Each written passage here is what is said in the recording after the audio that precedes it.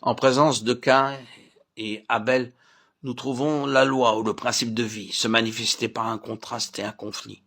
Là où est la vie, et l'on comprendra que nous ne parlons pas ici de la vie humaine, nous parlons de la vie divine. Là où est cette vie, cet antagonisme viendra immédiatement à la lumière. Il en est toujours ainsi, et l'on ne saurait éviter le conflit ou le supprimer qu'au détriment de la vie. Dès que la vie de Dieu se trouve quelque part, un antagonisme s'y manifeste. Le conflit commence. Nous trouvons donc ici cette vie, et nous parlons maintenant dans le domaine des symboles. La vie se trouva dans la lignée que prit Abel, et la mort se trouva dans la lignée que prit Caïn. Il nous faut maintenant chercher la différence. Quelle était la différence? Considérons Caïn très soigneusement.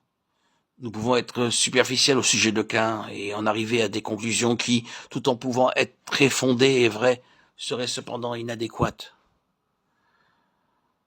Soyons tout à fait justes à l'égard de Caïn.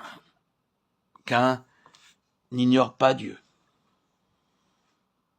Il n'est pas non plus quelqu'un qui soit opposé à Dieu extérieurement. Caïn reconnaît Dieu. Il le connaît comme l'objet de l'adoration et du culte. Caïn apporte à Dieu comme acte d'adoration ce qu'il connaît de meilleur et ce qu'il a de meilleur. Nous disons ce qu'il connaît de meilleur, mais non ce qu'il aurait pu connaître comme étant le meilleur. Dans son domaine, ce que Caïn apporte est bon et précieux.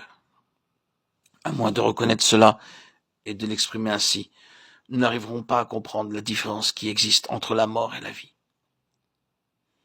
Il ne sert à rien de dépeindre tout en noir ou en couleur sombre ce que nous appellerions le chemin de la mort, ou de penser au chemin de la mort comme étant nécessairement marqué par les outrages les plus atroces faits à Dieu.